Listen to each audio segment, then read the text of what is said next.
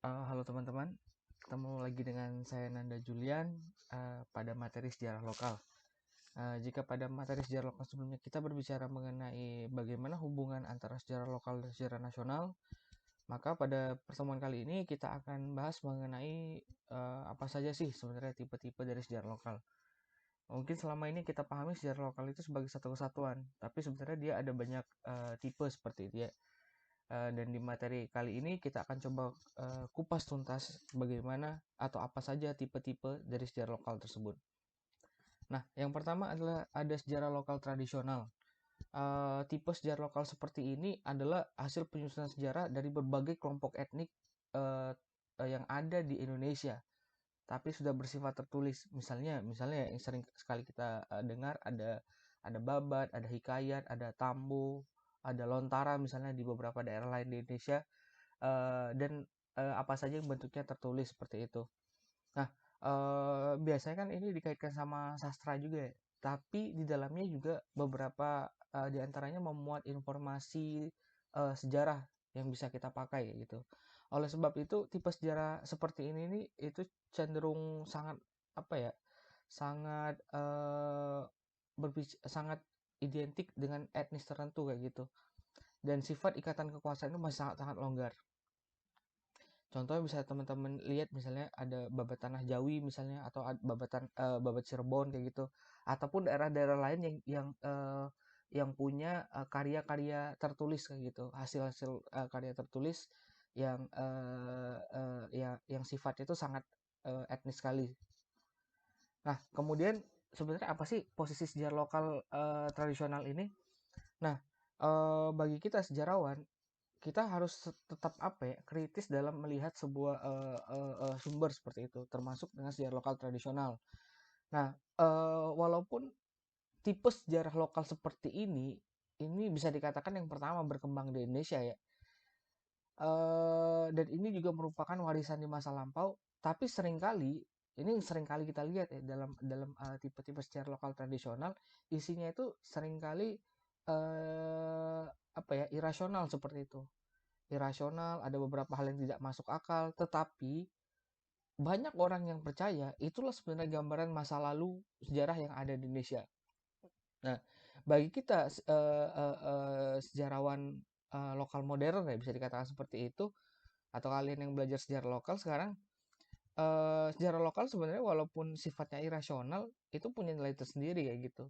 Oleh sebab itu, ketika kita ingin mengutip sumber dari sejarah lokal tradisional, itu harus kita apa ya? Harus kita kritisi dengan cermat dan detail kayak itu. Karena tadi banyak hal-hal irasional yang terdapat yang terdapat dalam karya-karya sejarah lokal tradisional. Contohnya misalnya saya coba kutip ya dari apa namanya itu, dari salah satu bukunya Prof. Peter Carey, di mana dia mengutip tentang Babat Dipanegara kayak gitu. Ya kita tahu beliau adalah sejarawan modern ya. Jelas secara metode dan metodologis apa yang beliau hasilkan itu cukup kuat seperti itu. Tapi kemudian beliau juga menggunakan beberapa sumber Babat yang dipakai untuk apa namanya itu memperkaya isi tulisan dia. Nah, salah satunya itu Babat Dipanegara. Dan salah satu isinya itu mengatakan eh, ada hubungan antara Pangeran Diponegoro dengan Ratu Kidul yang sempat bertemu 2 kali ya gitu. Ratu Kidul menawarkan bantuan untuk melawan Belanda, namun dengan syarat sang pangeran harus berdoa kepada Allah agar agar dia si Ratu Kidul tadi diubah kembali menjadi manusia seperti itu. Nah, ya kita bisa saja mengatakan ini adalah hal yang irasional. Dari apa ya, dari segi keberadaan Ratu Kidul itu kan masih masih simpang siur seperti itu. Ada yang mengatakan itu mitos ataupun itu makhluk halus seperti itu, dan ini sangat sulit untuk menjadikannya itu rasional gitu di tulisan-tulisan sejarah modern. Begitupun dengan isi-isi babat yang lain ya, biasanya itu menceritakan apa, kekuasaan atau power seorang raja yang sering kali itu di luar ini loh apa, nalar manusia seperti itu. Nah, salah satu tugas sejarawan adalah mencoba merasionalkan itu kepada masyarakat ketika itu akan dibuat sebagai sebuah karya sejarah yang modern. Nah, yang kedua itu ada sejarah lokal dilentatis teman-teman. Ini sering juga kita lihat ya. sejarah lokal dilentatis. Tujuan penulisan dari sejarah ini biasanya itu hanya untuk memenuhi rasa estetis individu melalui lukisan peristiwa masa lampau. Jadi ini lebih bersifat untuk memenuhi tuntutan keingintahuan pribadi seperti itu. Nah, biasanya uh, orang yang menulis sejarah lokal dilentatis itu disebut sebagai dilentatis juga ya. Mereka tertarik untuk menyusun sejarah ini karena mereka memahami betul kayak gitu lingkungan tempat dan orang-orang yang akan dia tulis sejarahnya kayak gitu, sehingga ketika dia akan menulis dia itu cenderung tidak kesulitan untuk mencari sumber karena tadi dia mengenal lingkungannya, dia kenal dengan orang-orang yang terlibat secara baik kayak itu dengan peristiwa yang akan dia tulis, sehingga dia si sejarawan dilentatis tadi itu paham betul dengan apa yang dia tulis kayak seperti itu. Nah, tapi masalahnya adalah ketika kita berhubungan dengan apa ya, dengan lingkungan kita sendiri kayak gitu, dengan apa namanya itu, dengan eh, pengalaman kita sendiri seperti itu biasanya itu dikaitkan dengan rasa bangga akan lingkungannya gitu. Ada rasa bangga yang bahkan cenderung berlebihan seperti itu ya. Misalnya daerahnya pernah menjadi pusat eh, markas gerilya, ini saya contoh misalnya pusat markas gerilya, atau daerahnya itu pernah jadi salah satu pusat perekonomian penting pada era tertentu atau pada masa tertentu. Oleh sebab itu, penulisan sejarah semacam ini tuh cenderung emosional gitu. Ya, kita tahu sendiri ketika kita cenderung emosional, itu terlalu banyak hal positif yang kita keluarkan sehingga terkadang kita tidak apa ya, tidak uh, objektif dalam menilai ini. Beberapa di antaranya bahkan kekurangan-kekurangan dari sebuah peristiwa itu ditutupi biasanya sama dilentatis ya. Nah, tapi walaupun seperti itu, misalnya peran dilentatis ini juga memiliki peran teman-teman dalam penulisan sejarah. Terutama karena pada umumnya mereka menggunakan sumber-sumber dari tangan pertama gitu, yang ada daerahnya. Contoh misalnya saya bilang misalnya kebanyakan para dilentatis ini menulis sejarah revolusi misalnya.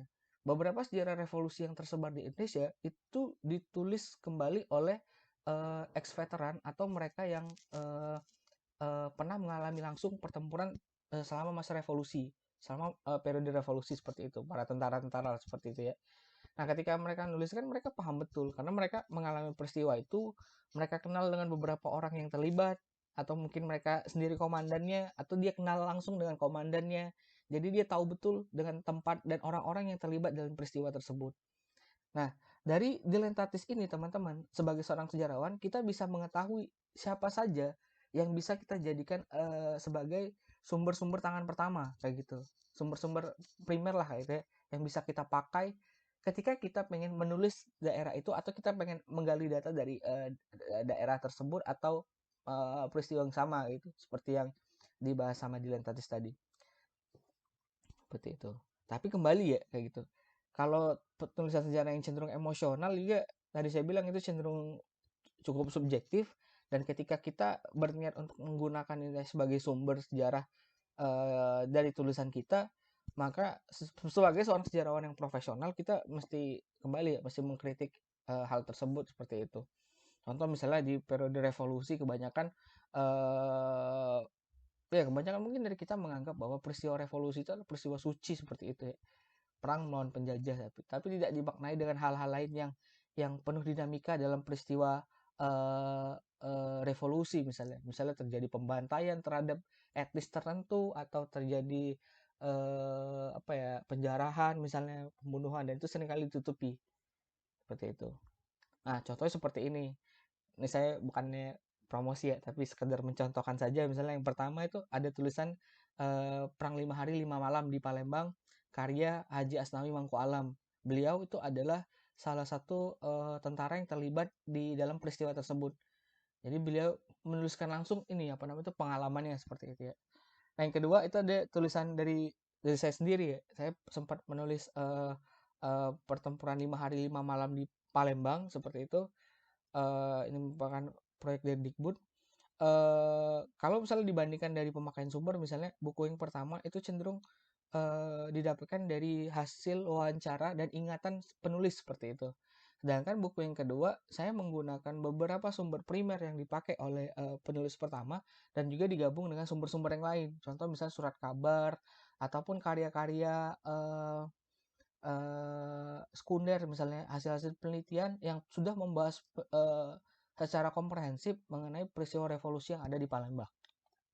Dan ini juga terjadi teman-teman di berbagai macam peristiwa revolusi daerah lain, dan malah lebih banyak seperti itu ya kalau kita bandingkan dengan yang ada di Surabaya misalnya, di Bandung, dan juga di Semarang. Nah, kemudian yang ketiga itu ada sejarah lokal edukatif dan inspiratif kayak gitu. Nah, sejarah lokal jenis ini itu disusun sebenarnya dalam rangka untuk mengembangkan kecintaan sejarah kayak gitu, terutama pada daerah tertentu ya atau lingkungan tertentu. Dan ketika orang membacanya, si penulis itu berharap akan orang yang membaca itu akan tumbuh kesadaran sejarahnya seperti itu. Oleh sebab itu sejarah lokal jenis ini biasanya itu dibuat, kemudian itu mengandung arti dan daya gugah yang ditimbulkan, serta siapa saja yang membacanya itu diharapkan ini memiliki usaha untuk mencari lebih tahu mengenai daerah tersebut seperti itu. Nah, karena tujuan utamanya bukan semata-mata suatu kajian ilmiah, jadi banyak istilah-istilah populer mungkin dimasukkan di sejarah lokal edukatif seperti ini, maka tidak mengherankan bahwa kebanyakan kegiatan ini sebenarnya dilakukan oleh kelompok-kelompok sejarawan non profesional seperti itu. Ya kita tahu lah ada sejarawan profesional, ada sejarawan non profesional, atau ada sejarawan akademis, ada sejarawan amatir seperti itu. Yang seperti ini biasanya itu dilakukan oleh pemerintah daerah tertentu ya, dan meng-hire atau menyewa penulis-penulis tertentu untuk menulis tentang daerahnya atau daerah tersebut. Itu biasanya yang ditulis dalam sejarah lokal edukatif inspiratif biasanya adalah sejarah daerah kayak gitu. Ditujukan untuk menimbulkan kecintaan pada daerah tersebut bagi orang-orang yang membacanya. Nah, contohnya seperti ini teman-teman, ada sejarah kebangkitan nasional, ada sejarah daerah Jawa Tengah misalnya, atau ada sejarah lokal di Semarang seperti itu. Kebanyakan isinya tuh ya hal-hal yang sifatnya positif seperti itu. Jadi dan juga ini biasanya ditujukan untuk sekolah seperti itu ya. Jadi anak-anak sekolah itu diharapkan ketika membacanya itu menimbulkan kecintaan pada daerah tersebut. Kemudian selanjutnya itu ada sejarah lokal kolonial. Nah, tipe sejarah lokal seperti ini sebenarnya adalah karya atau bukan karya, sebenarnya seperti laporan sebetulnya. Laporan yang disusun oleh para pejabat pemerintah kolonial misalnya, seperti residen, asisten residen, kontrolir, atau pejabat-pejabat lainnya termasuk pejabat Bumi Putra ya, atas dorongan pemerintah Belanda. Nah, kebanyakan ini merupakan laporan serah terima jabatan teman-teman, atau laporan khusus pada pemerintah pusat di Batavia. Seperti itu. Jadi mereka yang menduduki kekuasaan-kekuasaan lokal di beberapa tempat di Hindia Belanda ketika itu, ketika akan diganti biasanya, atau ketika akan melaporkan sesuatu, biasanya mereka akan melaporkan hal-hal tersebut dalam kurun waktu tertentu. Misalnya seorang residen itu dalam laporan serah terima jabatannya atau dalam memori serah terima jabatannya itu misalnya seorang residen yang memerintah di suatu tempat tahun 1920 sampai 25, ketika akan diganti maka dia akan menceritakan apa saja yang terjadi di daerahnya antara tahun 1920 dan 25. Nah, biasanya teman-teman kalau dilihat data yang dihadirkan dalam laporan-laporan tersebut itu sebenarnya cenderung lengkap karena biasanya itu ada data-data terkait bagaimana kondisi sosial masyarakat, kondisi ekonomi daerah tersebut, menampilkan statistik tertentu, misalnya jumlah penduduk, misalnya atau jumlah hasil bumi yang dihasilkan seperti itu. Tetapi masalahnya itu unsur-unsurnya juga cenderung subjektif seperti itu. Mengapa dikatakan demikian? Disinyalir ya, kebanyakan memori serah terima jabatan itu yang ditulis itu hanya hal-hal yang sifatnya positif.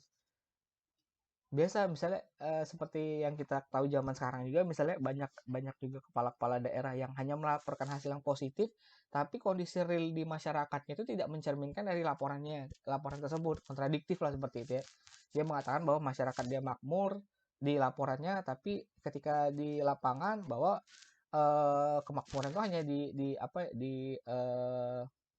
dirasakan oleh kalangan masyarakat tertentu seperti itu.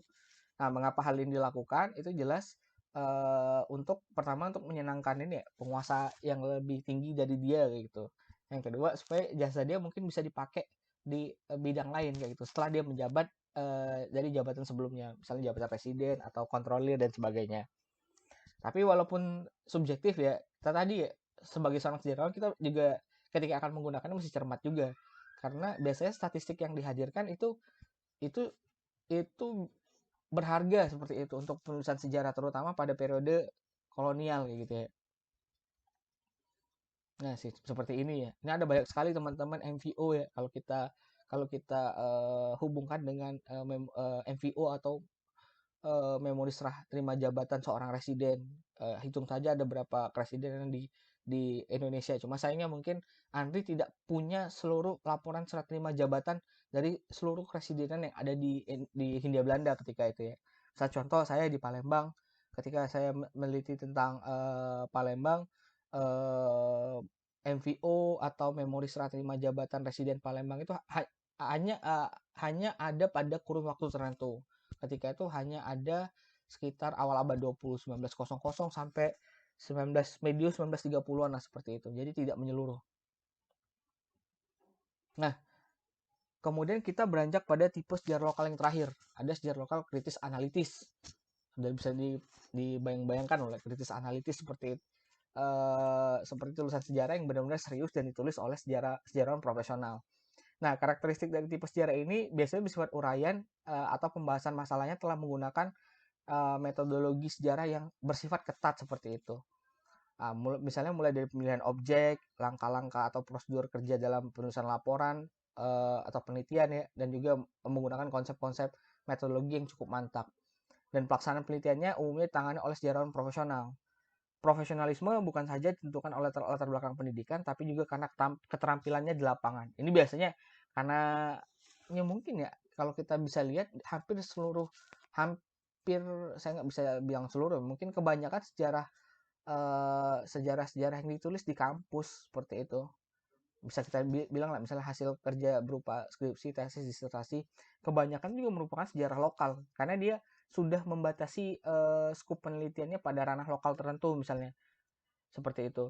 Dan itu adalah tipe sejarah lokal yang kritis analitis karena dari proses awal pemilihan judul hingga kemudian karya-karya tulis itu jadi itu semuanya dikerjakan secara profesional dan melalui proses metode dan metodologi sejarah yang sangat-sangat ketat seperti itu. Ada banyak lah kita bisa rujuk ya, hampir semua sejarawan-sejarawan besar di Indonesia itu karya-karyanya merupakan karya sejarah lokal misalnya karya dari misalnya Prof. Bambang Purwanto misalnya tentang apa namanya itu karet di daerah Sumatera bagian selatan atau Profesor Zudi itu mengenai Buton seperti itu sejarah maritim dan juga tentang Buton dan lain-lain ya ada banyak hampir keseluruhan itu membahas mengenai sejarah lokal seperti itu.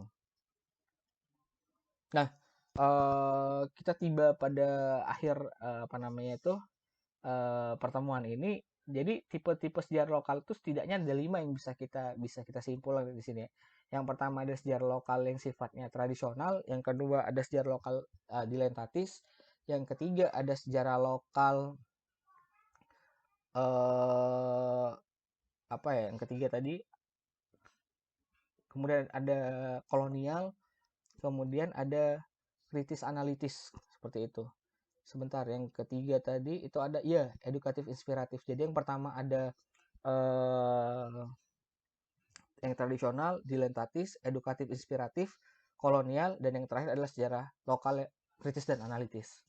Baiklah, itu saja yang bisa saya sampaikan. Jika ada hal yang ingin ditanyakan atau diskusikan, mungkin kalian bisa ketik di kolom komentar. Kita ketemu pada apa namanya itu materi sejarah yang lainnya. Terima kasih.